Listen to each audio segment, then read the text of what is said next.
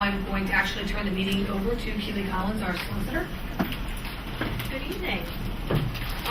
This hearing is being held due to the submission of a charter school application for the Easton Arts Academy Elementary Charter School.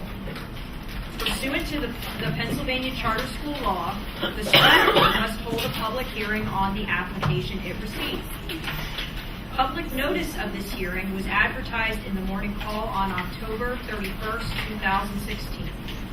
Furthermore, this hearing was advertised with the notice being posted at the administration building. The school board will not render a decision on the application this evening. The transcript of this hearing will be available to the full board, including exhibits for consideration. The charter school application shall be evaluated by the school board based on criteria which includes, but is not limited to, the following: the demonstrated sustainable support for the charter school by teachers, parents, other community members, and students, including any comments received during the public comment section of this hearing. Secondly, the capability of the charter school applicant in terms of support and planning to provide comprehensive learning experiences to students pursuant to the adopted charter. Thirdly, the extent to which the application considers information required in Section 1719-A of the Charter School Law regarding the application contents.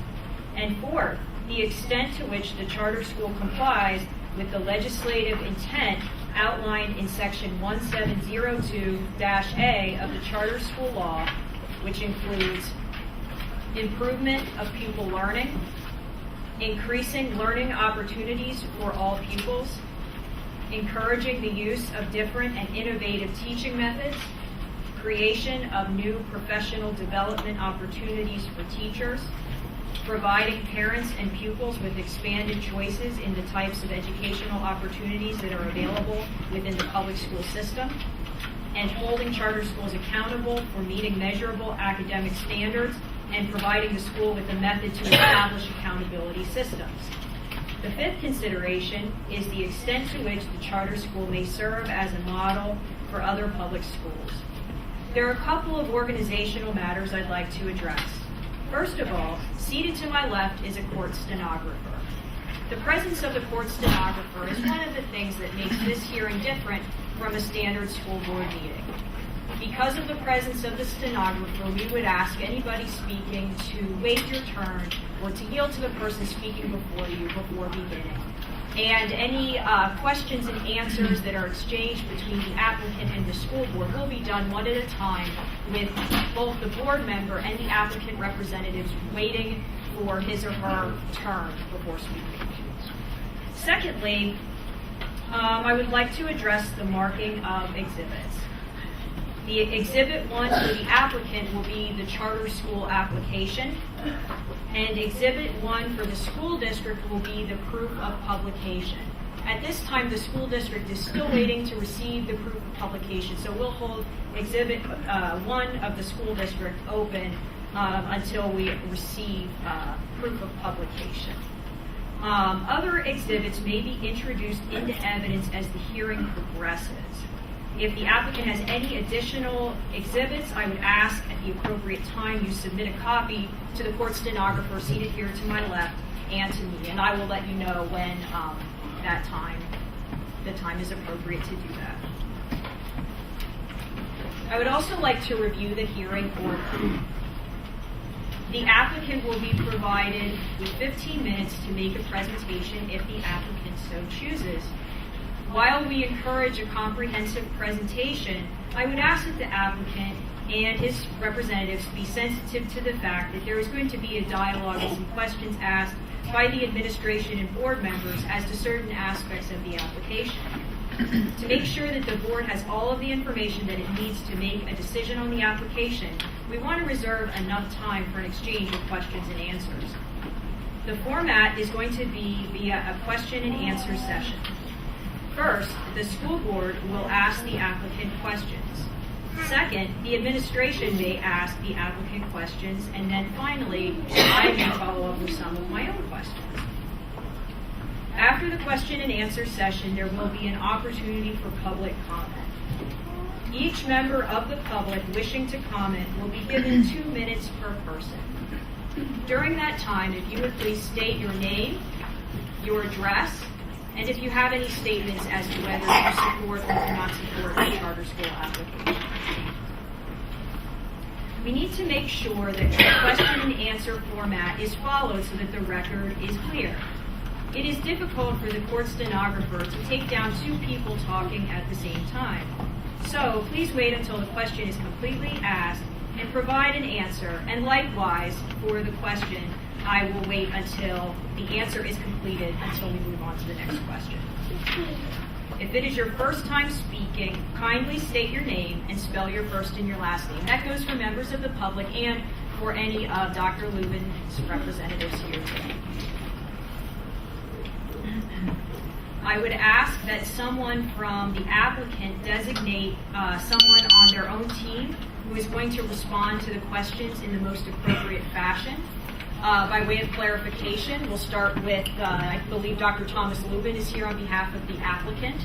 And then if the board members ask a question that it falls within the realm of expertise of one of Dr. Lubin's cohort there, if you could just identify that person and they can come and speak on behalf of the question. Let the record reflect the number of participants here in the audience today is roughly 42. To save time, I would like to swear in mass the applicant and any administrators providing testimony. So the individuals who would need to be sworn in is Dr. Lubin, anyone from your team here who will be speaking, and then I believe Mrs. Amelia. Unless, I don't know, Mr. Reinhardt, if you were going to be speaking at all. Do we need to stand? You just need to raise your right hand and the recorder will swear you. Board members, just in case. Do you swear to tell the truth, the whole truth, and nothing but the truth? So help you God? At this point, I would ask whether the applicant has any exhibits that he would like to bring up here before we begin your presentation. We do. We have 7 exhibits. Okay. Identify them. Okay. So applicant exhibit 1 is the application. Applicant exhibit 2 And is. that's the PowerPoint presentation Dr. Lubin's going to go through. Would you please identify applicant exhibit 3? Applicant 3 is an article on 10 reasons to support the arts and education, something that the board might want to see. Okay. Applicant exhibit 4? We have 2 methods by which we're updating the board on the enrollment, and those are exhibits 4 and 5. Since June 17th, there have been a number of families who have pre-enrolled students, and that is exhibit 4. There's about 140 pages in that pre-enrollment. Exhibit 4 is pre-enrollment? Since June 17th. Okay. And then exhibit 5? Exhibit 5 is the entire list of pre-enrollments. Okay. So that list is going to have a greater total than exhibit 5 because there were some pre-enrollments at the time the application was submitted. That's the total list. And then applicant 6? That is a community support letters from various members of the Houston School District community. Okay. And number 7 is a list of school and charter school advisory committee members. There are 9 names there. Okay. Oh, and I'm sorry, and exhibit number 8 is a revised budget. That was prepared by the business manager, Thomas Taylor, who's here tonight. Okay. For questions. I would just ask the applicant for some clarification here because I have applicant exhibit 6. That's the community support. Okay. And then, so then this, what is this then? Exhibit, this document, my hand says 5-year That's the budget. performance. Okay. Okay, I had it as 1, but when you said that should be 8. Oh, it should be 8. So this is 7.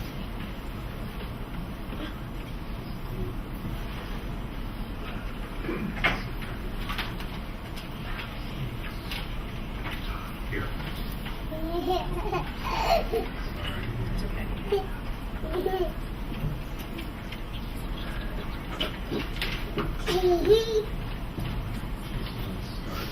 Okay, got it. Okay.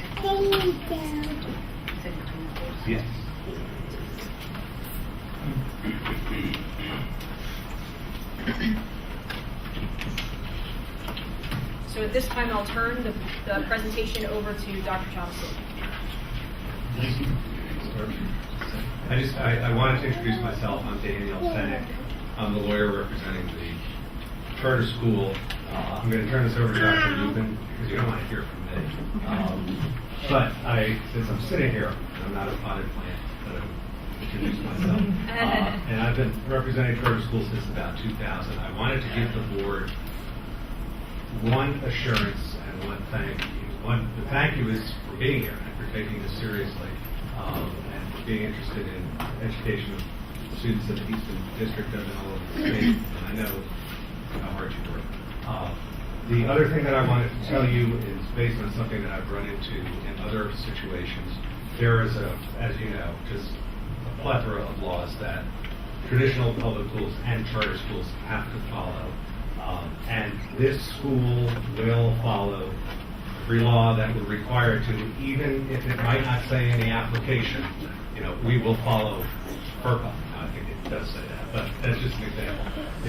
The school will understand its obligation to follow all the laws that are required for charter schools and will do so.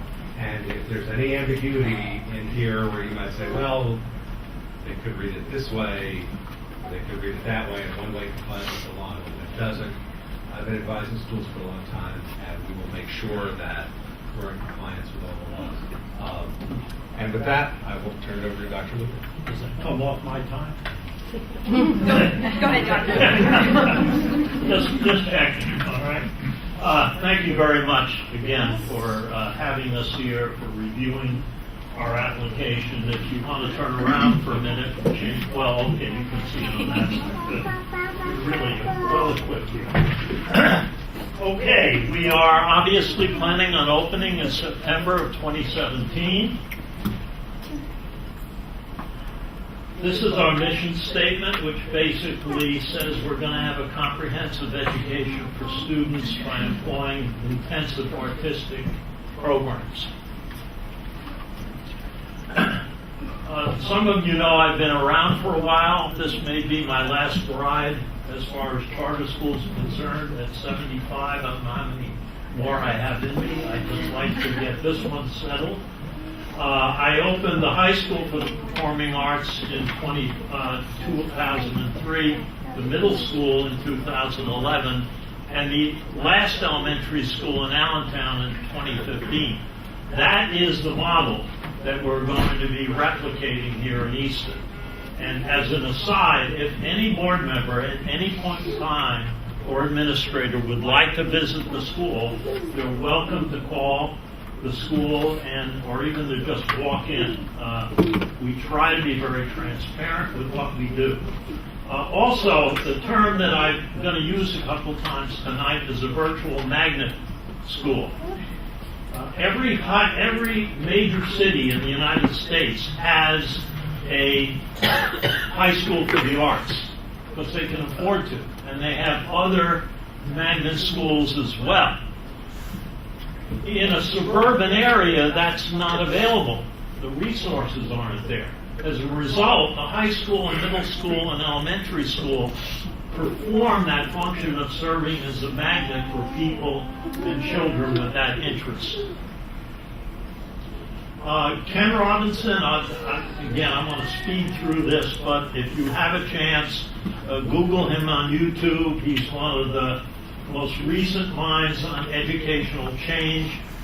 He talks about creativity, curiosity, and imagination. And those are three of the hallmarks of an artistic education. I just came across this about 2 weeks ago. Some of you are familiar with the play Hamilton.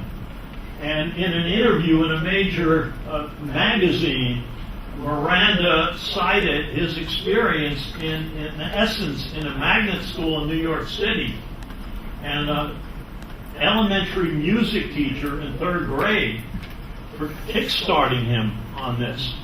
Art can change the life of people. I have some board members here tonight who have artistic background, but they don't work in art today. But they've used that to pyramid themselves. We're going to infuse art into academics and academics into the art. And if you watch Facebook for the elementary school, you'll see many examples of how that's being done. Stanford University has research that's kind of old, from 1998, and I've given you'll have access to the PowerPoint if you want to see it. More importantly, this new research out. Next. There's a document for Americans for the Arts which talks about 10 very specific reasons to support art. A study in Missouri in 2010 showed, and this was primarily for older grades, fewer discipline problems, higher attendance, graduation rate, and test scores. The Guggenheim study in 2008 demonstrated the link between literacy and arts education. The National Report Card in 2008 talked about the fact that access to music and art remains especially low, particularly in disenfranchised socioeconomic groups. Our enrollment to date, it changes daily. When I put the slide together, it was 169, it's 172 now. This is the breakout from where these students are from. As I noted somewhere in an article, I believe we have one parent that signed their kid up for 4 years from now because the youngster is only 1 or 2 years old. And this shows you that this is going to begin to spread, and this will become very much like the high school, a modified regional kind of a school. We've been collecting petition signatures. We have an advisory committee. We've given you that information. I know that you don't want to count Facebook or Facebook likes, but I have to tell you, Facebook has been our major means for contacting parents and students. We haven't done one job application. It all comes through Facebook and then directs people to a website. We get roughly 1,000 people a day who at least click on something that goes through.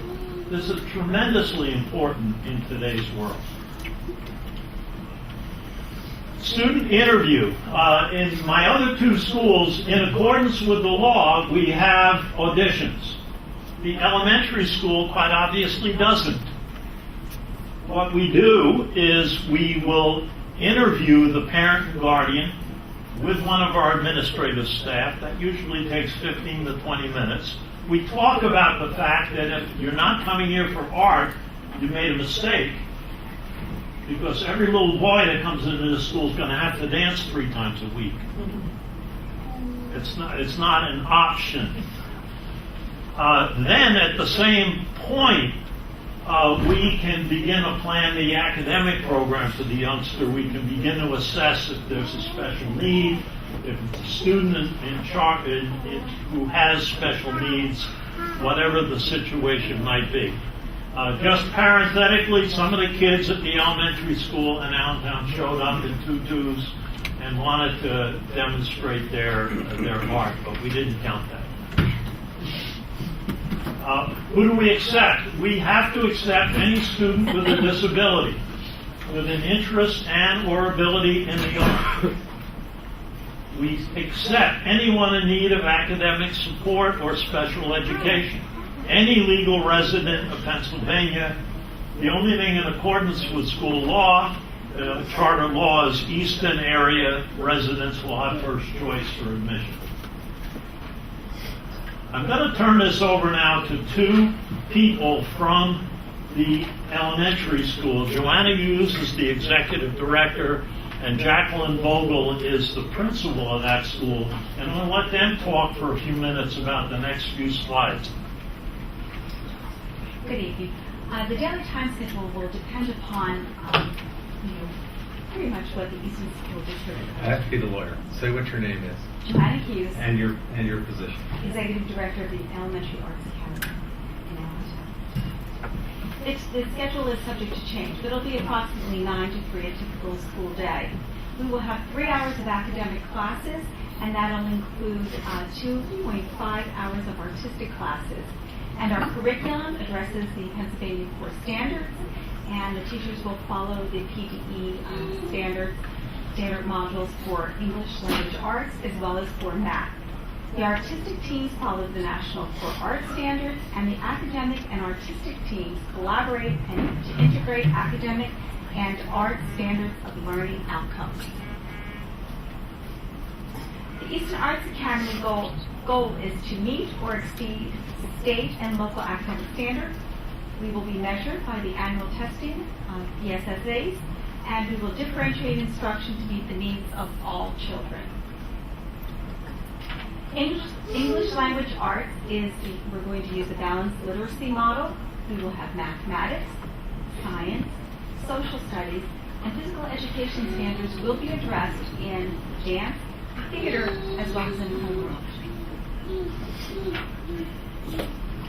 Hi, I'm Jacqueline Vogel. I am the principal of the Arts Academy Charter School in Allentown. What sets us apart? Well, one thing that sets us apart is the Daily Five. The Daily Five is a structure for delivering a balanced literacy model. The teacher works with small guided reading groups while all the other children are engaged in authentic reading and writing activities. Read to self, work on writing, read to someone, word work, listen to reading. And all tasks are differentiated to meet the needs of all the students. The Arts Academy Elementary Charter School will operate under the RTII umbrella, Response to Instruction and Intervention, which is also now called MTSS, Multi-Tiered System Support. All students will be screened 3 times a year in a universal screening. From that, data will be assessed. We will also include data from Pontus and Pinnell's guided reading assessments. Children who fall under the 25th percentile will receive research-based interventions, and they will also be monitored monthly. We have a great school-wide positive behavior plan. There are 3 components. Our first is bucket fillers. Based on the book, Have You Filled a Bucket Today? We are all bucket fillers. We are not bucket dippers.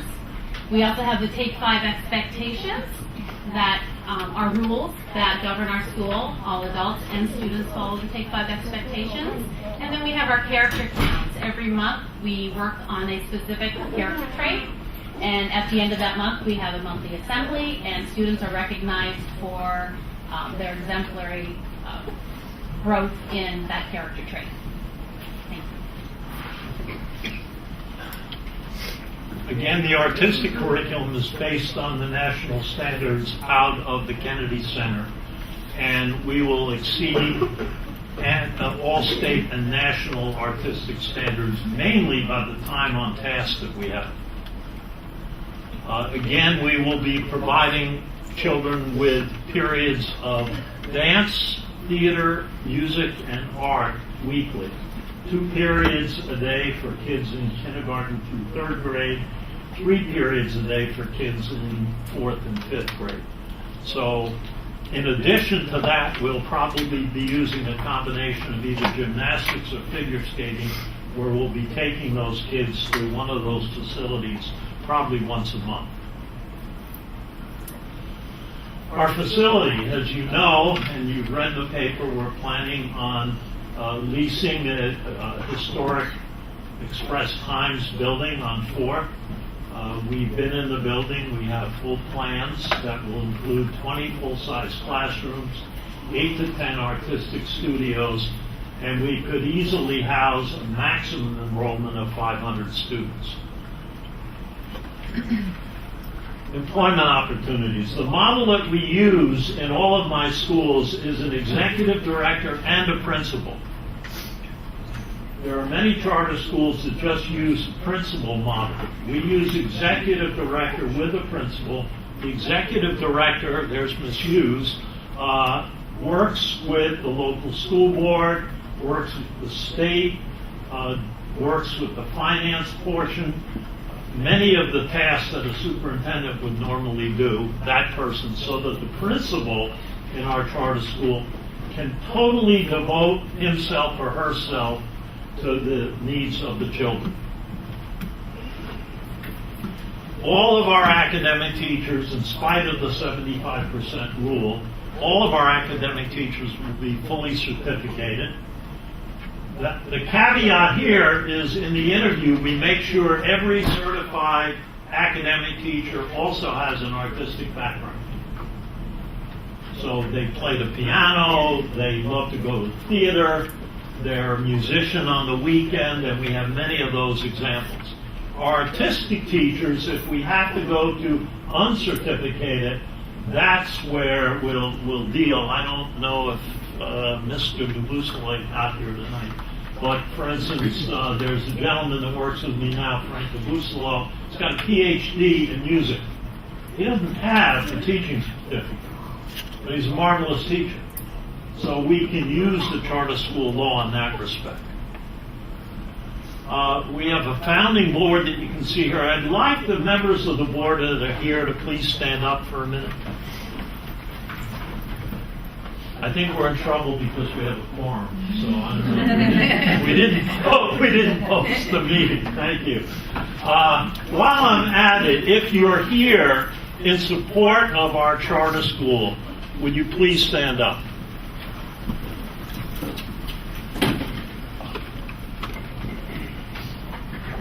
That doesn't mean you're opposed. Thank you very much. Well, wait. We need to put this on the record. I think they had already counted. Now, How many do you have, Dan? I didn't finish yet. I'm not counting the children. That doesn't mean you can't count that high.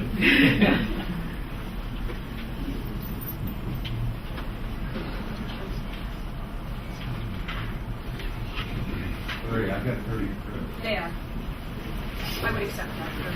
And I don't know how many we should put on the record, how many board members were here, because they stood, but we didn't put it on the record. 5, 6, 7 board members. And next slide. This isn't schmaltz, if you know the word. It's our goal to be a cooperative partner with you as a school district. We're not out to dish what you do. We realize that you have a good school district. We're out to offer an opportunity to children that they couldn't necessarily find. We will work with your administrators to try to find ways that we can cooperate with some shared services. We've done that in Allentown. We intend to do that here based on our needs and the needs of your district. The last slide is important. And you guys on the board are struggling with this. We're preparing kids for a world we don't even know what it's going to be like in 20 years from now. It's an incredible, rapidly changing world. And one of the things that art education does is it provides people with additional skill sets. Because it's really about making decisions. It's really about young people graduating from high school that are going to change their career, not their job, their career 3 or 4 times. Part of me says I'm glad I'm 75 and I'm past all of that.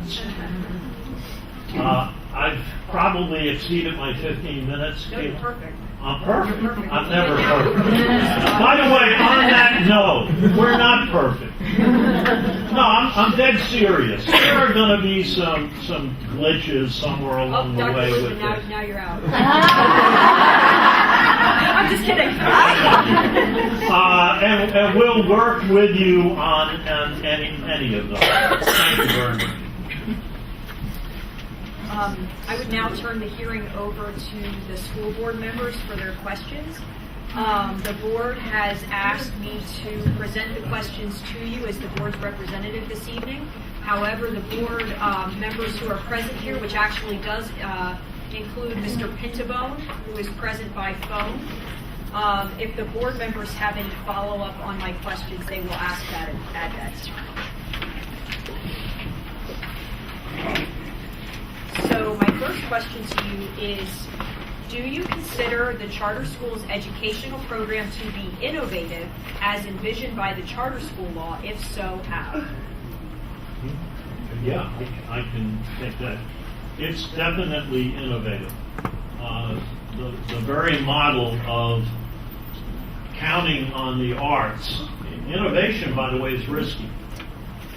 We're counting on the fact that with an overload in the arts, we're going to enhance the life of those kids.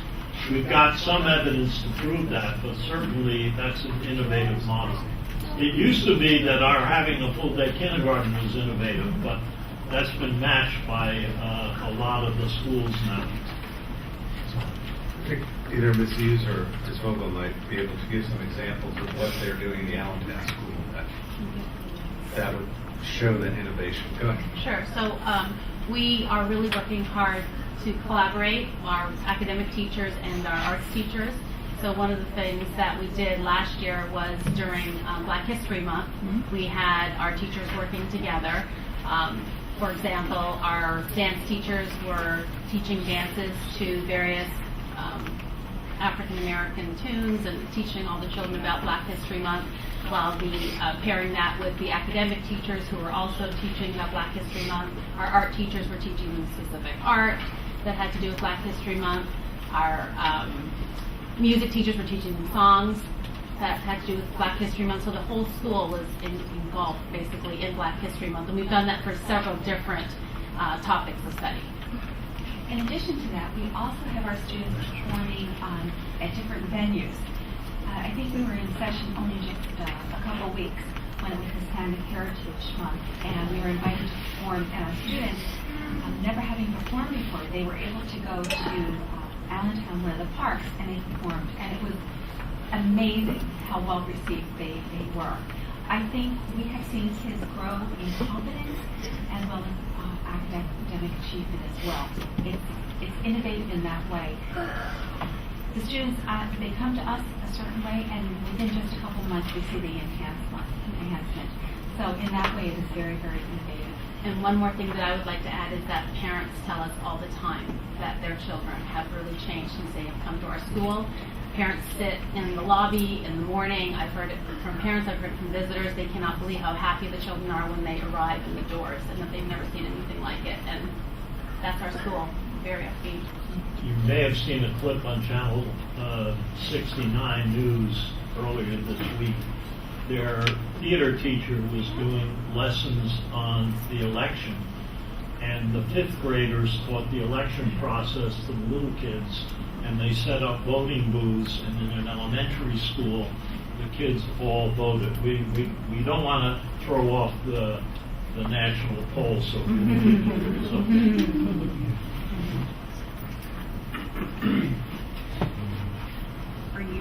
Does anyone else have anything else to add? Okay. According to page 19 of the charter school application, the charter school will be providing the figure skating program in partnership with Steel Ice Center in Bethlehem. Do you have an agreement in place with the Steel Ice Center to do this? And what efforts have been made to secure a partnership with the Steel Ice Center? Well, two of my other schools are already working at the high school and the middle school work there, so I don't have a written contract in place yet, but that's a matter of the charter being approved. They don't turn down money. On page 37 of the application, it is represented that the charter school will involve community organizations to provide venues for the school's music, theater, dance, and arts programs. Do you have any evidence of partnerships with organizations that will provide venues for the school's programs? Some of the names on some of those sheets represent those people, but we have a working list of places like the State Theater, like the new Farmers Market, like the art studios where people have come to our open houses because we're so close. Like we did with Allentown, while we didn't have right away letters within 6 months, we had those relationships in place. If I may speak to that, we currently have relationships with Baum School of Art in Allentown. We didn't have things in place, but within just a couple months we did. Baum School of Art, Symphony Hall, the Art Museum, Parks and Recreation, Civic Theater. Our kids are immersed in all of those different venues. Some of those places want to wait till we're approved, and then they jump on. And the letters that Dr. Logan was referring to is Exhibit 6, right? Community support letters. Okay. According to page 44 of the application, the charter school has received a large number of resumes, but none were included in the application. Does the charter school have evidence of support by teachers who would be appropriate candidates for teaching at the charter school? We have, for instance, we've already extended an offer to the executive director and the principal. We have teachers ready. Because they're currently holding down other jobs, they're not allowing us to give you their resume. We have them on our file, but I wasn't going to go through the redacting 85 names. Just as an aside with that, there was an article in the Morning Call a couple days ago about the lack of teachers in the public schools. It's very interesting that we have not had to advertise for our schools, and we pay less money to our teachers, and we've had an overabundance of people coming forward to work in every school I've opened. The founding board listed on page 45 of the application includes 3 out of 9 members from Easton. Considering that less than a majority of members will be from Easton, how will you ensure that the interests of the Easton community will be properly represented? Can we get them? No, she's right. Yeah. I think what we've got are people on the board with an interest in the arts.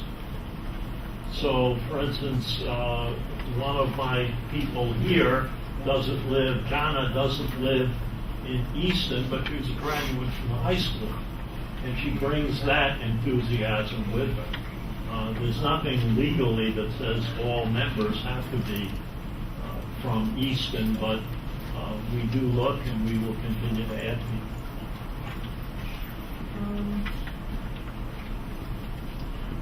According to page 57 of the application, the facility will need extensive renovations. Yes. What plans are in place for the renovations, and how do you plan to accomplish those renovations before the 2017-2018 school year? Okay, our developer feels very comfortable that we'll be able to start the project. He can start the project in January or February. It will be finished. It's a renovation. It's not a simple renovation. It's fairly extensive. That's an old building, and a lot of work needs to be done. The developer had plans done almost a year ago for modifying this into a school. So he was able to assess costs. The engineer and architect were able to assess egress laws and all that cool stuff, and how many people we could actually have in the building. I just add that I have been in negotiation with the representative of the landlord on the lease. They're not completed yet. That's why we don't have it for you. But we've been in serious negotiation about lease terms for probably 4 or 5 months. And if I may add as well, the Allentown School, where we're currently located, was a fitness and racquetball club. And it's quite remarkable. I would encourage everyone to come out and see it. Everything is state-of-the-art. Everything from the egress doors to the HVAC. It's a brand new building. And so we're very, very comfortable there. Part of the eventual lease that emerges is that the owner has to give us the school the way it's planned to be, and it's got to meet code. So we don't start paying rent until that gets around to happening. We're comfortable on the time frame now, very. In addressing student attendance on pages 59 and 69, the application does not specifically state that the charter school will contact the school district's residents as soon as a student has 3 unexcused absences. Will the charter school do this? Yes, that's understood. And we currently do that with Allentown as well. That's Okay. We work very, very closely with them. On page 65 of the application, the charter school has represented that it will work with an insurance broker to offer a policy equivalent or better to Reading School District. What was the charter school's reasoning for picking Reading? That was a mistake. Okay. That was simply an error. And by the way, we do have Hamilton Krause is our insurance broker. And they've been the broker for all my schools. Please describe how you collected the student pre-enrollments. We had, Lord knows how many open houses. We had some at the community centers here in Easton. We had most of them at the school. It's the future school, which was kind of difficult because there's not a lot to show people right now, but an empty factory. Actually, most of the pre-enrollments came via Facebook through the website. And would you describe how you collected the signature support petitions? Those were generally at open houses. Some of those are dated almost 2 years ago before we had a building. When I sat in a tent down at the square and had people sign up. We also we were looking at Shiloh Church as well. They I were forgot kind that, enough yeah. to let us host. They hosted one of our open houses, and we got a lot of support from there. And on top of that, the bulk of enrollment for any school comes in January, February, and March. So we already have something like 14 open houses scheduled for that time period to fill out the remainder of our enrollment. Bottom line is, if you don't have sufficient enrollment, you can't run the school. In addition to that, we also had open houses at the Arts Academy in Allentown. Gotcha. And its school's going to be replicated here in Easton, and so we had many parents and children come and visit. We even had one day where the parents could come and actually go through and see the school in action. I would turn it over to the board members who are here today, or if there are any other questions from the board members before turning it over to the administration. Actually, I have one question. You talked about how the art teachers and the general teachers work together. Is it theme-based, everything theme-based, where they work together, or is it more of working with the children's wants and desires versus a predetermined theme? Well, we follow the PA core standards, so everything is really based off of the PA core standards that we teach in the academic classrooms. Our arts teachers are really tapping into that, so their academic teachers are really leading the charge on those standards and topics of study. Okay. Does that answer your question? So, I mean, my question is, so they constantly collaborate on like every unit? That's what I'm asking. Correct, yes. Yes, I apologize, yes. Any other questions from other board members and follow-up? No? Okay. I have one question. I guess, so when you go through the process of, it's more or less, the parent comes in, they want to enroll their student. So there's an interview process, but there's no audition. So how do you evaluate what their level is as far as arts or music, or is it just based on the parents? We don't, and we can't for that matter. We're not going to make an assessment on the artistic talent of the youngster. Right, so, but that is the basis of them coming to this school, correct? Not artistic talent, artistic interest. Yeah, and so a parent, a kindergartner can't always articulate that quite as well as a kid in high school might. There was another part of that question, I just lost it. I can answer a little bit too. So we just want to make sure that the child really wants to be with us, because they do go to either 2 or 3 arts every day. So if they don't enjoy the arts, then they're going to miss a big piece of their curriculum. Okay. And that's really what all we're Because my doing. next question to that is, if the child can't articulate it, and we're basing it on what the parent is asking. Right. What happens if the student doesn't excel in that, or how do you do it so that if the student is not moving forward with it, are they asked to leave? What They're happens? not asked to leave, but the reality is that it's a school of choice. And we try to use that meeting so that the parent understands it. But- At one of our open houses, we had a parent who wanted their kid in the school, and the kid just sat there going, no way. And I had to say to the parent, you don't want to, here's one of the things, I don't like to knock schools. There are parents that want to escape the school that they're going to. That's not what we're looking for. We want people to come as best we can with an understanding that this is for an arts-based education. Can I just add something? We're not looking for children to excel necessarily in the arts. Of course, I mean, it's lovely if they, grow in their talent, and most of them do. But if they don't excel, that's okay, as long as they're there and they're enjoying it and it's part of their academic experience. Right, and I guess this is more of a comment instead of a question is, and I guess that's where I, as being here with the public schools, you talk about your teachers and you have them applying and they get paid less. To me, that's one of the things we need to deal with is we can't just take those students who choose to be here. So, I commend our teachers for that. And again, so that's one of my things that I look at is when you talk about that, we talk about them trying to escape the district. There are things in a public school district that we can't choose, and we're also state mandated. So that's where I just... And I'm sympathetic. Right. And I get that. So that's where I'm just asking that question is we could be saying there are elementary students who were talking about being interested, or we have... And I guess that's my concern is when you talk about elementary, you're talking about is it more the students or is it the parents? And that's where I get the concern with that.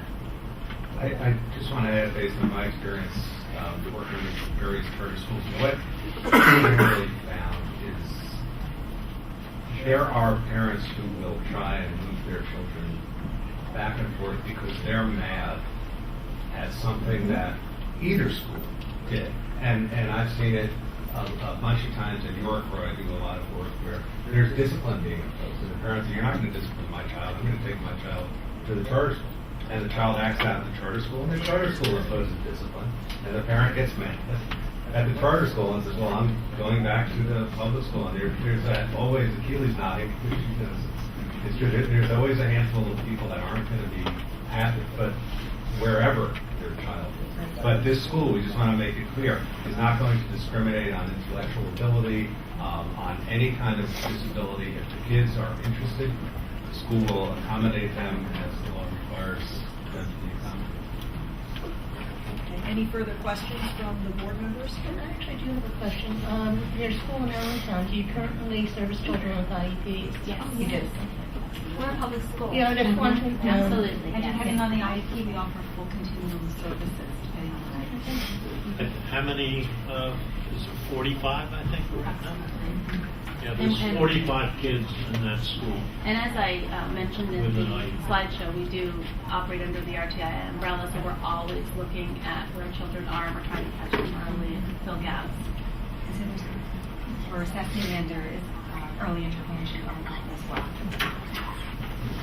The budget that we gave you guys, the revised budget, is based on the same percentage of special education students that you have in your district.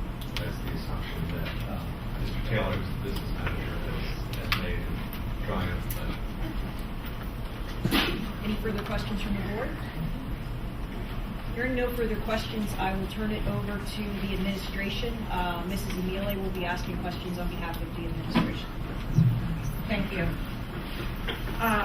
When asked to describe your program and how it is innovative, you mentioned things such as school-wide involvement in Black History Month and the election. Those are things that occur in Easton Elementary Schools as well. So can you please share any other ways that you see your program as innovative? I would say what probably sets us apart in the elementary school is that we show these different curriculums through dance and through theater and through, I know there's music in Easton, but different types of music through visual arts. So I would say that is one way that we are different. The arts are the vehicle that we deliver the curriculum. The other thing that happens in an arts-based school is there are so many art teachers. It's not just the one or two people that are coming through the school. They have an incredible impact on the culture of the school. By the way, it's not always easy to manage. But dancers and theater majors and artists really add to a very different kind of culture. Not to mention the first grade teacher, the second grade teacher, everyone has an arts background and an interest in the arts as well. It's all encompassing. Thank you.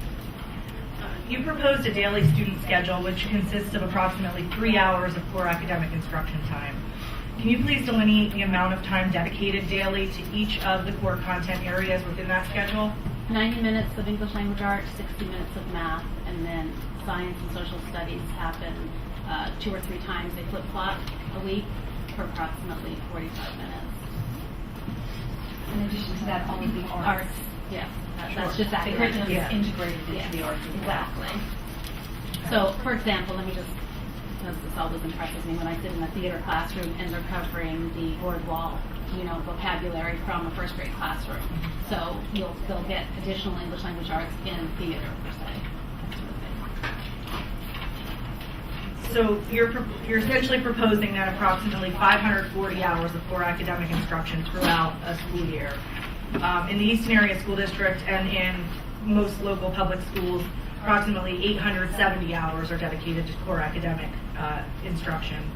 How do you plan to meet or exceed state standards at each grade level in an elementary setting when you're proposing approximately 330 hours less per year of core academic instruction for elementary students?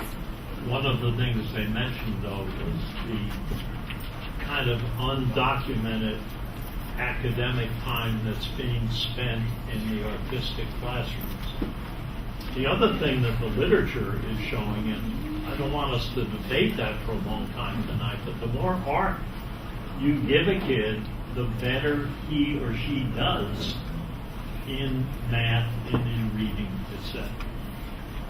In 90 minutes of core instruction in English language arts, from my experience in past school districts, is actually above and beyond what I have seen in the past. But it's pretty standard right now in most districts, as well as 60 minutes of math. I'm very happy with what we're able to do in that time. Before we stole her to work at the Arts Academy, she was an administrator in the East Penn School District program. And just because we're calling it dance, or we're calling it music, or we're calling it theater, everything that we do, there's a huge amount of collaboration going on with all of the teachers, not just the art teachers and the first grade team and the second grade team. Everyone is, we're small enough that we can do that. So what you see in the classroom is being expanded and delivered as well in the arts classrooms as well. Yes, you can walk into any classroom, an arts classroom or an academic classroom, and you will see I can statements, which are, statements about the standards and what children can do. And you will see the collaboration in those statements. What will be your process for remediating students who require additional support in their core content areas? What portion of your schedule, would it be core academic time or arts instruction, would be sacrificed in order to provide those necessary interventions? So we, again, follow the RTII umbrella. So students are assessed 3 times a year. We look at that data. We look at data from the Fontes and Pinnell guided reading assessment. We also look at classroom data. Children who fall below the 25th percentile receive research-based interventions, and they receive those from licensed teachers, our academic support teachers. We've hired 2 this year, and as well as our RTII coordinator is a licensed teacher, and she is also teaching small groups of children remediation. And we really delve into what their specific need is in reading. For example, is it comprehension? Is it word decoding? Is it fluency? And we have different research-based interventions that meet each of those needs. So they are getting pulled out, and we are mixing it up. A little bit out of the academics, a little bit out of the arts time. We are very cognizant of the fact that we don't want them missing a lot of instruction in both academics and the arts. And we also, I just thought of something else. We also have a student success team that meets weekly, as well as a staff team, but that's separate. And the student success team follows children who are receiving remediation. Those children also get assessed with an RCBM monthly, so we can really look at their rate of improvements. and you may have mentioned this on the PowerPoint, but what universal screener will you be using for reading fluency? Ainsworth. Ainsworth?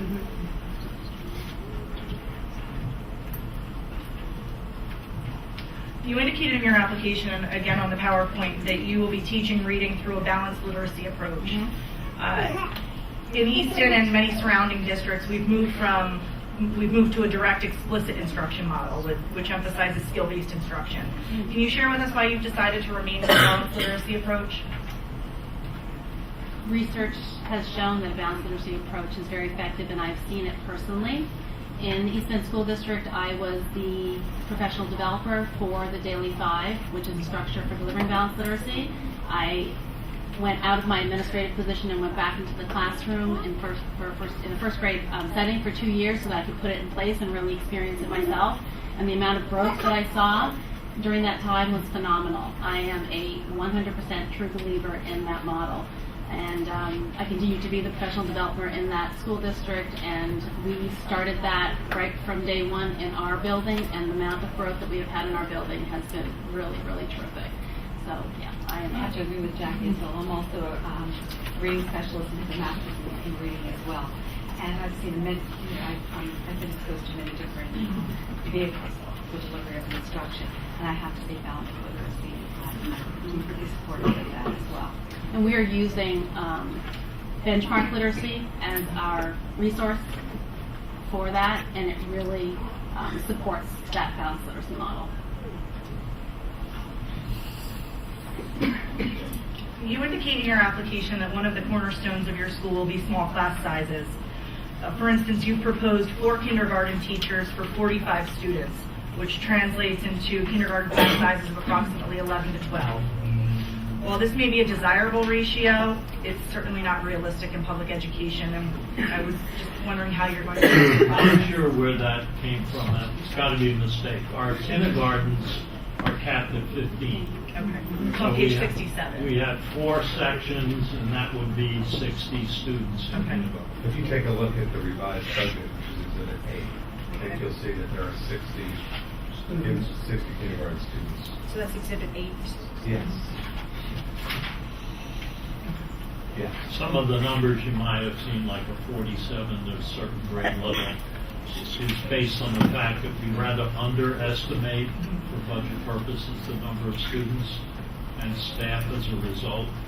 But we go to, 18 in first and second grade? 20, and 20, 23 in okay. third and fourth session. And 23, so maximum, no class is more than 23 students. So, Dr. Lubin, will you be proposing this instead of what's in the application or in addition to it? I'm not sure the difference right off the top of my head, Application but Okay. I'm not quite sure where the 47 came from, so I'm not denying that it might be in there.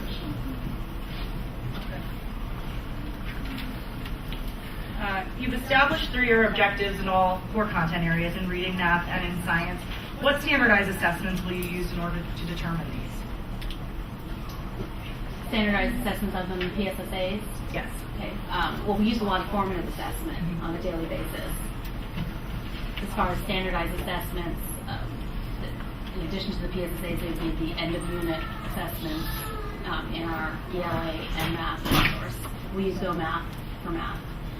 We use Studies Weekly for science, which is phenomenal. This is our first year using it, and it's more of a sort of like a magazine, and all of the resources come with summative assessments. But as I said, we really use our formative assessments on a daily basis, and we differentiate our instruction based on those formative assessments. In the assessment section, you list that you will utilize the PSAT and SAT. I'm assuming that this is an error, but I just want to make sure you're not planning to administer those to elementary. Actually, we're going to really push this. You also indicate that you'll use diagnostic assessments in order to examine the developmental path of each individual student. What diagnostic assessments will you utilize, and have you developed an assessment calendar to piggyback on those assessments? For example, for kindergarten, we've created a kindergarten assessment that looks at the kindergarten students every month and the assessment begins at the beginning of the year, obviously, and we have a diagnostic assessment to see where they are, where their starting point is, and then we move from there, and then we continue to do that monthly. Those are teacher created? It was created by myself, Okay. actually, yes, and it came from past knowledge and past use. The other diagnostic assessments, well, we have some phonics assessments that come with benchmark literacy, fluency assessments that come from benchmark literacy, as well as Ames Web. Math, also Ames Web, we use MComp and MCAT assessments to see where children are at the beginning of the year, and then we continue to use those throughout the year to see progress and rates of improvement.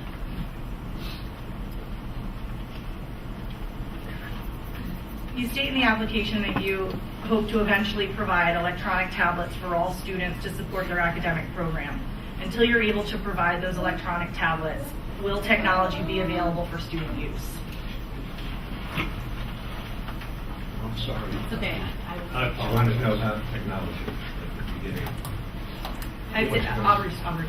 Thank you. You state that you hope to eventually provide electronic tablets for student use.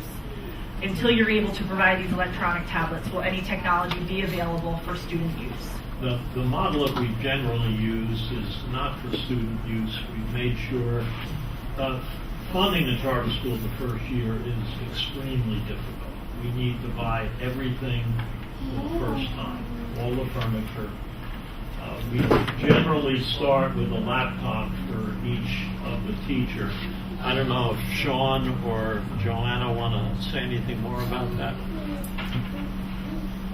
We are looking at laptop cards for our students, and we're hoping to buy 2 laptop cards.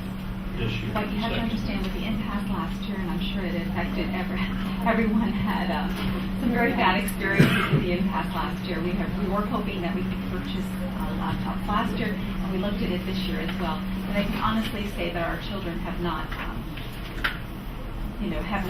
benefited from the instruction that we have provided.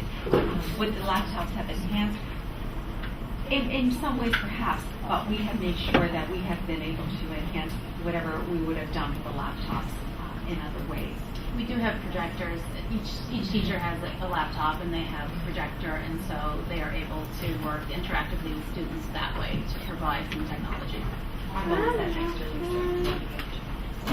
if we can get there, we have money in our budget up to $50,000 to address some of the student technology needs. That doesn't go very far.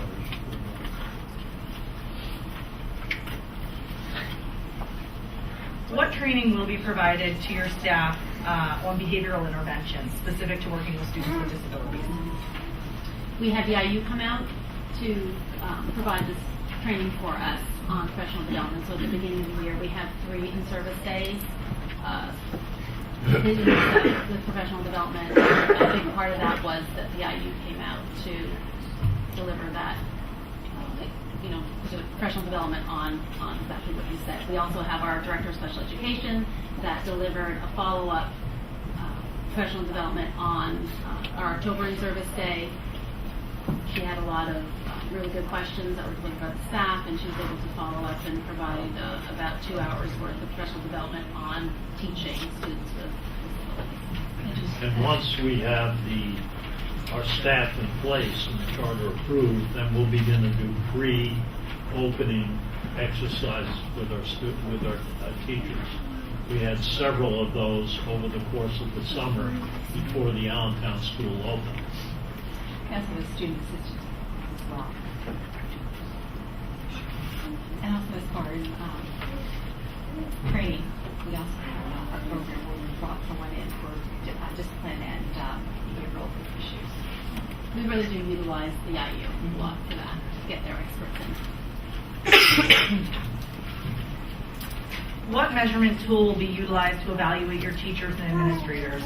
And have you given any consideration to the Act 82 process that's mandated in public schools? We're using the Danielson. We're using Danielson framework. We do not use the electronic, PDE. I can't remember what it's called now, but PD 2.1. Yes, I'm looking into it. But I follow the Danielson framework. Teachers, I actually went to a Danielson conference over the summer, and they now develop new clusters, and we worked on those clusters I'm actually in the middle right now with teacher observations. I'm working on them with these clusters, and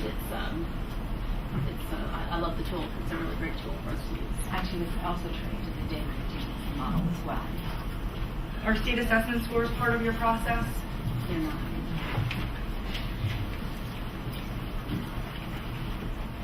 As a public school, we have the responsibility to educate all students. In your application, you state that one reason for student expulsion would be excessive unexcused absences. In light of our obligation to educate all students, can you further discuss your position on this? Well, we know that whatever action we take with the student, we own the student. So if that's, we'd have to, in an elementary setting, provide an alternative education. We can't just give it back to John and say, you pay for it. In Allentown, we work very, very, very closely with the Allentown School District as well. They too have a problem, as many school districts do, have problems with truancy. And we have met with them and we have talked to them about some of the things that they're implementing in order to avoid having kids repetitively appear in court. And so they've had some very good suggestions. They've had a long history with this. We work very closely with Allentown School District. That's part of having an executive director. She gets to go to court, not the principal.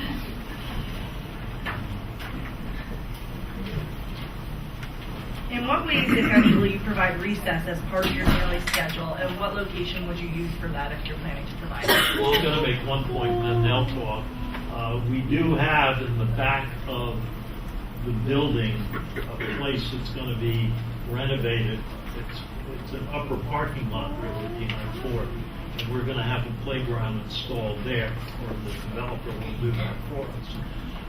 I think I can speak for them, and they can correct me that the recesses are not formally scheduled at all; they're more teacher directed. Well, there is a recess after every lunch. So they do take place in Allentown in the classroom because we do not have an outdoor space. But I will say that children dance theater every day, so they are very active throughout the day. And recess is just in downtime. It's after lunch. Very typical. Yes, It's very typical typical to what happens in other public schools. Are you aware of any sexual offenders that are registered under Megan's law that within a half mile of your school? And if so, what additional security measures will you take in order to maintain the safety of your students? I'm sure where we're located, there will be some. The one thing that we have, I think you're aware of this, we have we're sharing the building with somebody, and it's called the Easton Police Department. So we feel pretty comfortable. We know there's some couple of tawdry buildings in and around the area, so we'll address that with the local authorities. Let me just tell you, in our school, school is always on lockdown. All badges are checked when they enter. And if anyone is in the building, they have their clearances.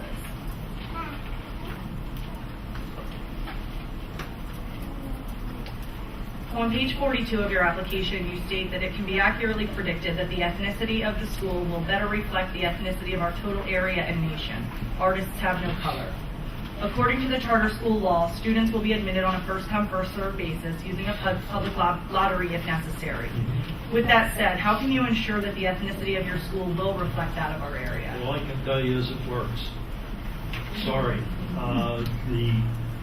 Obviously, we can't keep checks as people are signing up, but we already have a very diverse student population in place in terms of Hispanic, Black, and white. And again, the model that I use, that I think we come closest to, is the high school in Bethlehem. That has always reflected the population of Lehigh Valley, not the population of Bethlehem or Easton or Allentown necessarily. And the demographics of the Allentown School, I think, very closely reflect what the Allentown and the surrounding areas. I do believe they represent very clearly what the ethnicity of the surrounding areas are. And then how will you ensure diversity exists amongst your faculty and staff? That will be a part of the hiring process.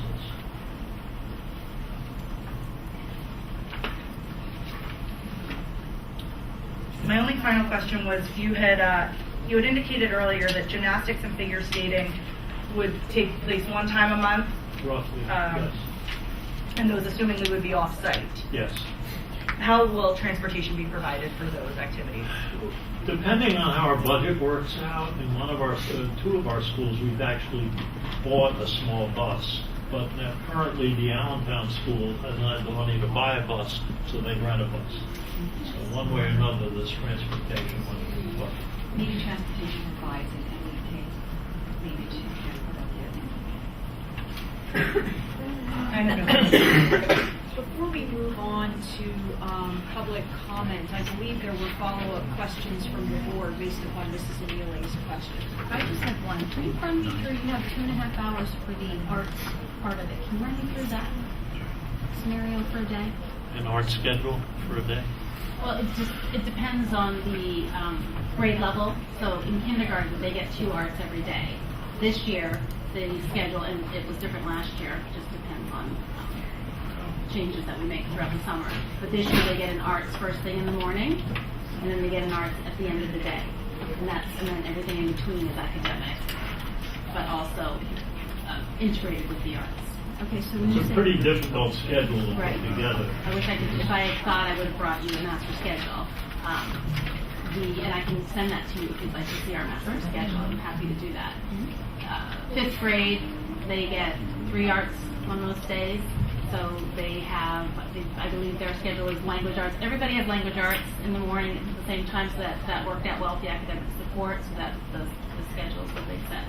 So they start with English language arts, and then they move into science and social studies, and they have an arts, and I think they have another science and social studies, and they have 2 arts in a row, and lunches in there somewhere, and then they end the day with math. Everybody has math in the afternoon. I will send you, it's probably best if I send it to you. I'll get your information and I'll send it. Thank you. Okay. I have one question about the behavioral intervention.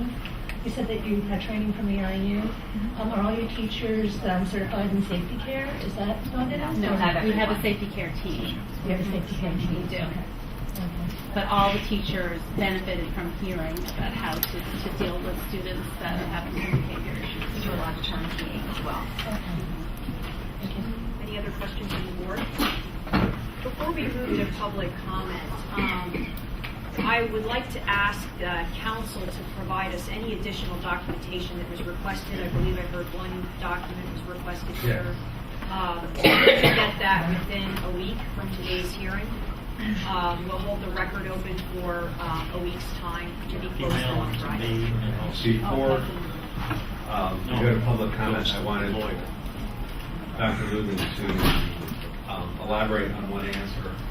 There was a question from before about getting board members from the Easton School District. My experience has been that once the school was operating, you have parents coming forward who are interested in the board, and I wanted to verify that with him that board members, potential board members, tend to show up from the parent community.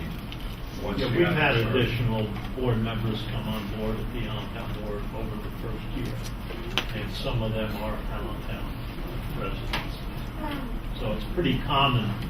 It's probably more common in a charter board than your board, but we get a certain amount of turnover.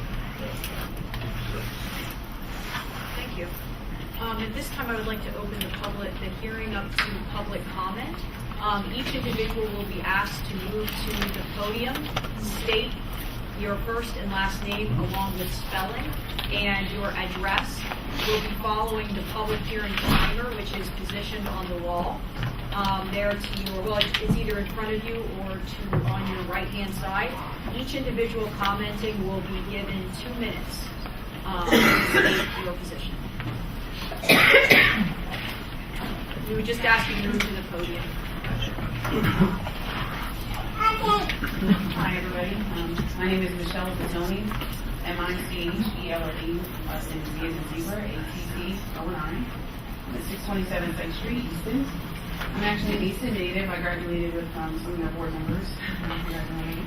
I'm Director of Public Relations for the Lehigh Valley Faces, and I'm President of the Easton Arts Academy Charter School Founding Board. Over the last 15 years, I've worked as a project management consultant in many different industries, from civil engineering to real estate to marketing.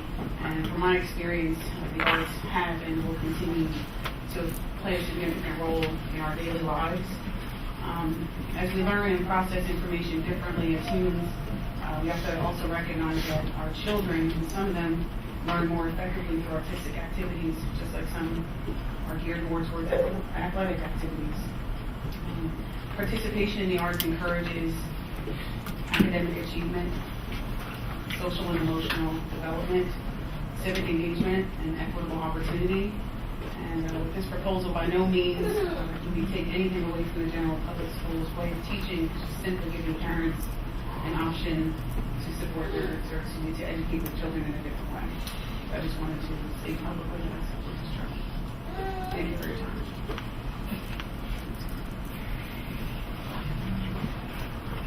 Good evening. My name is Courtney Williams, C-O-U-R-T-N-E-Y W-I-L-L-I-A-M-S. I live at 2024 Hay Terrace. It's in Wilson Borough. When I first heard about the Easton Arts Academy, my interest was instantly piqued. As a mother of two daughters whom are artistically inclined, one a budding pianist and the other a singer and dancer, I naturally thought of all the advantages and opportunities such as this could present for my children. However, my husband and I were still slightly skeptical. When we attended the open house at the Allentown location, we really went in with minimal expectations of what we would see there, especially being, in its first year. However, we truly were blown away with what we saw there. It was clear to me what a wonderful opportunity this unique school would have for our unique children. This is why we support the charter school and the opening of the Easton Arts Academy. It's truly something that myself and my husband believe in. Thank you for your time. Could you say your address again? What's your? 024 Hay Terrace. Okay, H-A-Y. H-A-Y. Hi, my name is Mel Sistola, C-I-O again, L-A. I live at 2060 Howell Road, probably known as 2 times perhaps. I was thrilled when this came up. I work with the arts. I earn my living. I work for the largest advertising agency in the world. I owned my own in Manhattan for 20 years. I'm kind of a country boy. So when my time came to retire, I moved up here and found this really nice, peaceful, idyllic place. I have a child. I have a couple of them. But the young one, Connor, would you stand up and play with me? My youngest one is 20 months old. I was 7 years. And very proud of you. My children have all had training in the arts, in one form or another. I put kids through some great schools: Vassar, Wesleyan, Brandeis, Boston University, Columbia Business School. They went to Choate, they went to Rosemary, went to Phillips Academy. Great schools. I thought I'd get a nice schooling for my children here. It's better than many towns. But when this opened up, I was really encouraged, because children learn through visual stimulation as much as through words. Human beings, adults, learn 90% through visual stimulation and about 10 through verbal. Okay. I went to one of the schools and I watched them, first graders, and they're showing a hopper picture on the wall, and the diner, they're talking about the table as a circle, and this is a square. And they're learning through visual stimulation. Before I came to the school, I wanted to know that there was a path, that they could go from elementary to intermediate to high school if they were so inclined and gifted enough. And they do interviews, which I think is an important point. They do interviews at the higher levels. The kids do it in the middle schools and they do it in the senior schools. They have to be good enough. They have to show the talent. It doesn't mean they have to be admitted to one of the great art schools in the country, but they need that, and they need it here, and that there is a path. And by the way, beyond that, there's a great film and media study class that I've lectured on at Lafayette. And if they would be good enough to go, And the way they're trying to integrate this program, it's even all art schools today. Mr. Seacole, we asked to respond with you rather than comment. Okay. Thank you. I think it's a good program. I think it's a great way for children to learn. And I did attend some class and watch how they did it. Thank you, sir. Thank you. Hello, I'm Hollis Ashby, Hollis, Ashby, 127 High Street in Easton. I am a member of the board of the proposed charter school, and I am the artistic and executive director of the Williams Center for the Arts at Lafayette College. In my 34 years as an arts administrator, I have worked with many schools, school districts, and educators on creating, launching, and shaping arts education programs. What never ceases to amaze me is the testimony by countless teachers, parents, and students who affirm that their arts education was critical to their success. For some children, arts education is the key that unlocks the door to all other academic achievement. And for all children, arts education, early and sustained arts education, improves self-discipline, academic achievement, and retention rates. I strongly support the Charter Arts Academy in Easton, and I thank you for your attention.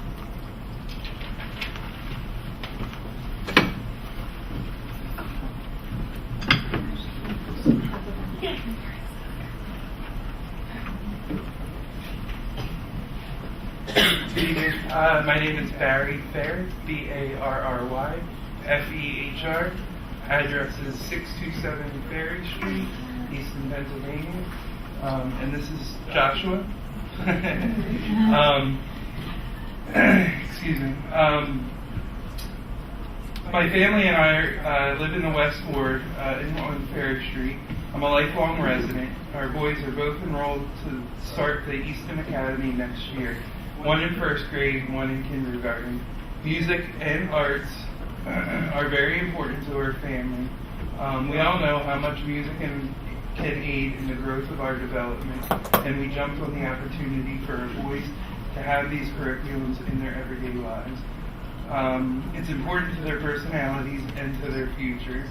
We are strong advocates for the school and for the school in the Easton community. Every day he asks me, when's my new school opening?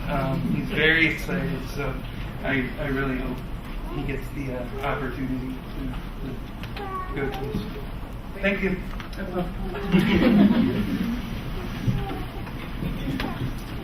Hello.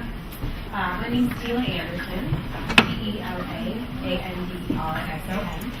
I live at 288 Iron Street in Easton. I'm from Allentown. I grew up in Allentown. I actually grew up dancing at the Lehigh Valley Ballet Guild. And upon entering high school, I was given a scholarship to North Carolina Performing School of the Arts. Without the scholarship, I would never have been able to afford that school. Art school has made me who I am. It's pretty much everything I am. I'm a dancer, a choreographer, and a dance teacher. So I definitely am in a sports school. I'm also a mom, so I have a 5-year-old daughter and a 10-month-old son who I love to death. And because of where I came from with the arts, I want to ensure that in their education they do get the arts. Not every. I think every child needs something different, but my daughter is definitely. She takes after me, so she's definitely into the arts, and because of that, I actually decided to homeschool her. But when I heard about this school, I thought, wow, that would be the exact opportunity that I would be looking for if I wanted to send her to school. So I'm really hoping that we get the opportunity. Thank you.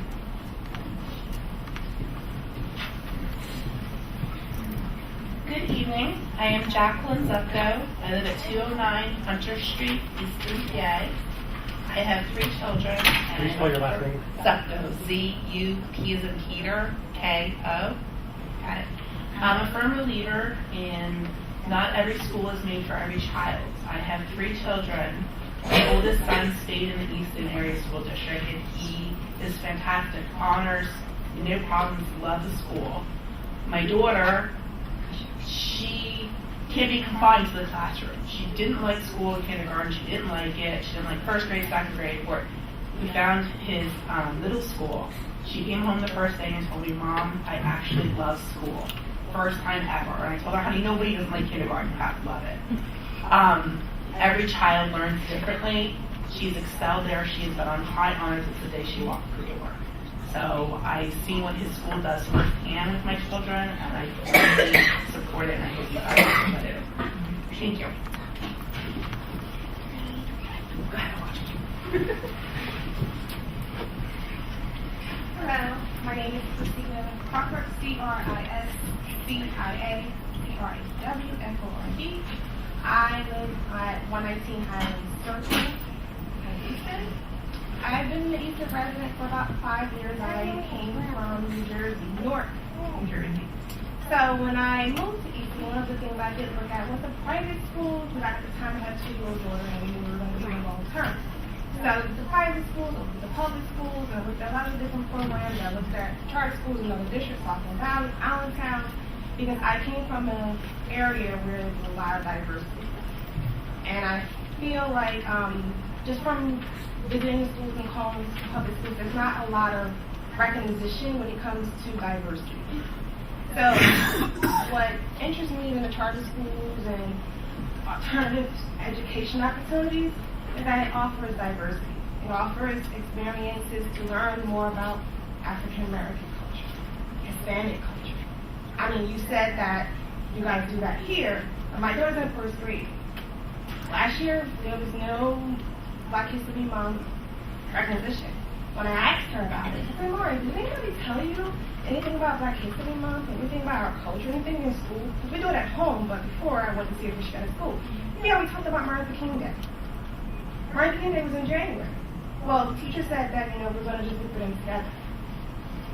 That was a problem for me. I didn't like that it was not something that was focused on in terms of it being something that was being recognized nationally for that month. The Eastern Area School District brushed over it. And she went to March last year. This year she's in fourth. And I'm seeing the same lack of diversity, lack of recognition for arts, lack of recognition for creativity. And I come from North where there's a lot of charter schools, very successful charter schools, North Star, Kip Academy. So that's why I support this charter school. I'm sorry, just a few spellings. What was the last one? Kip Academy or something? Kip Academy. Team Kip Academy, KIPP. Okay, your daughter's name was, you said it was? Maury, Mauri.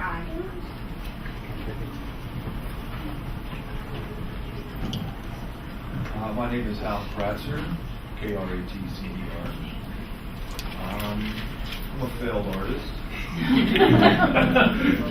failed bass player, failed cartoonist, but I am the publisher of the Express Times and the Valley Live. Somewhere along the way I was able to become successful at something.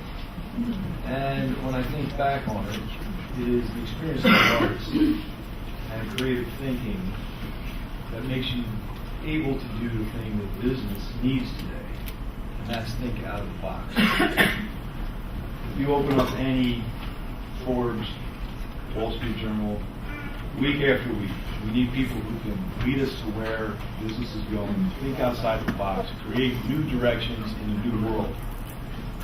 For me, it was going from being a political cartoonist to being a web designer, to designing websites for a newspaper, to being hired by that newspaper to become their marketing director, their sales director, VP of sales, and eventually publisher. If you had asked me at 25, would you ever be a publisher? I would have said not even close. But it is that manner of thinking that we need going forward in the business world. I fully support it.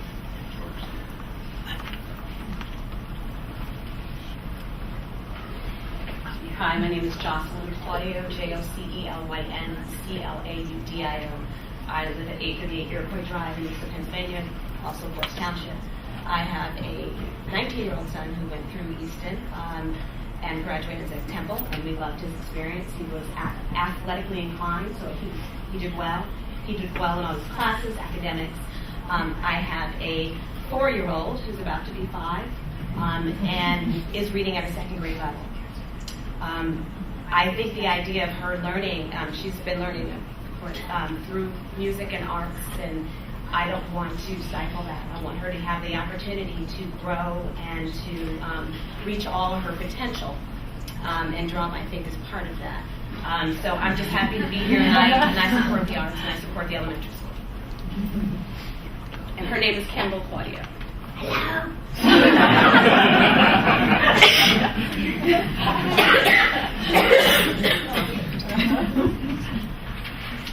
Hello.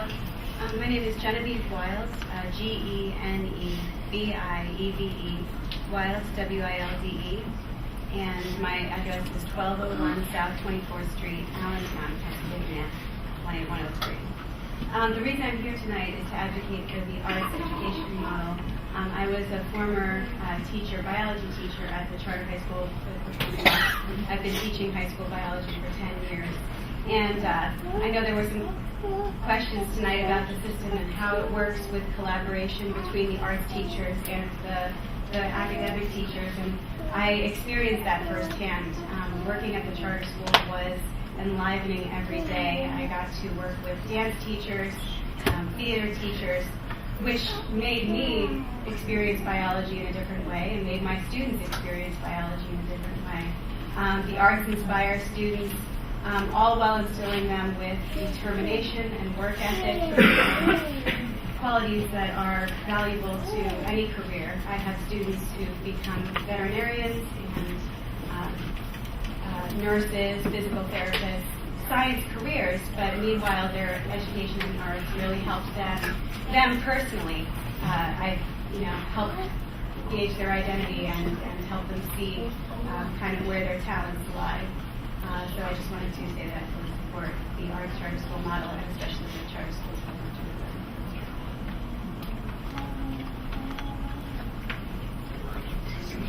Hello, my name is Patricia. Patricia Lenzer.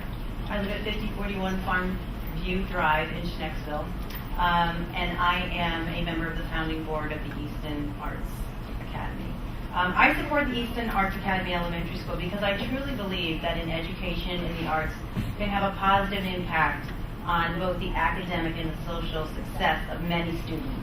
As we know, students learn in different ways. And families often understand early what stimulates their student to succeed and how they learn. So having the choice to enroll a child in an arts academy gives those families who see a propensity for the arts in their child to give them the opportunity to learn their critical thinking while being immersed in the arts and then taking those skills and applying them to their other learning. I've seen this firsthand as a parent of a student enrolled in an arts academy. She's able to express herself through her art in a very encouraging and positive environment. She feels more comfortable socially in the school that she's in where she hadn't previously. So having the ability to work on her art during the day has inspired her to work even harder academically. She currently maintains a 3.7 GPA. We're very proud of her. So we're blessed to have had the opportunity to enroll her in an arts academy. So I truly support this elementary school because I believe this will give an opportunity to other parents who see the same needs for their children. And I think that it will help them be successful. Thank you. Any further public comment before we close this evening? Your parent. Your parent.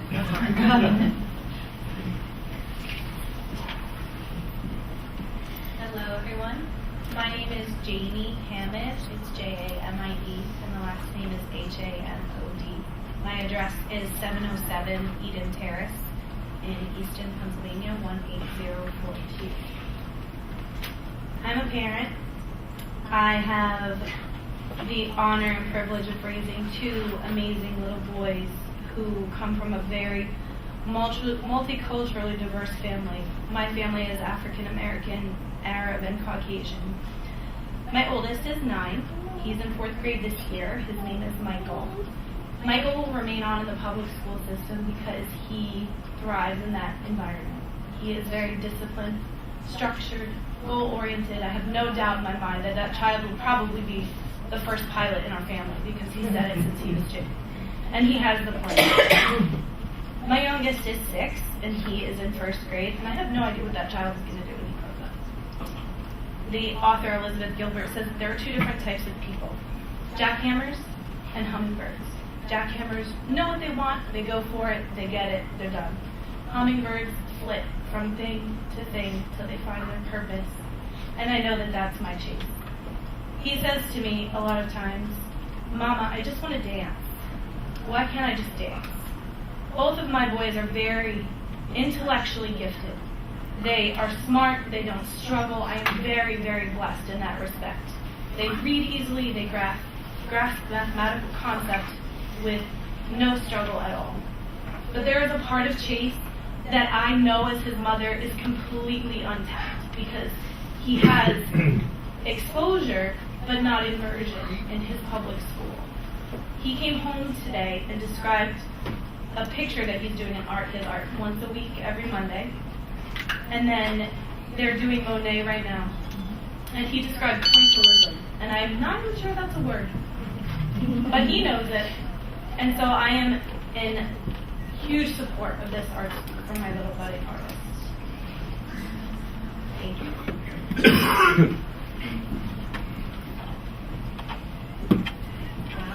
My name is Jana, Jana, Nieves, N-I-E-V as in Victory, E-S as in Sam. I am a board member, and as Dr. Lubin mentioned earlier, I'm a graduate of the Arts High School. I am now the CEO and designer of my own fashion company, Boe, and I am proud to say that I would not be the person I am, and I wouldn't have the entrepreneurial drive if I didn't go to this art school. I was a vocal major, and now I'm a fashion designer. And it's all because art feeds art, and the arts is all about getting better and being better than you are. And that is why I own my own company today. Mm-hmm. And I strongly support this company, or this school. Thank you.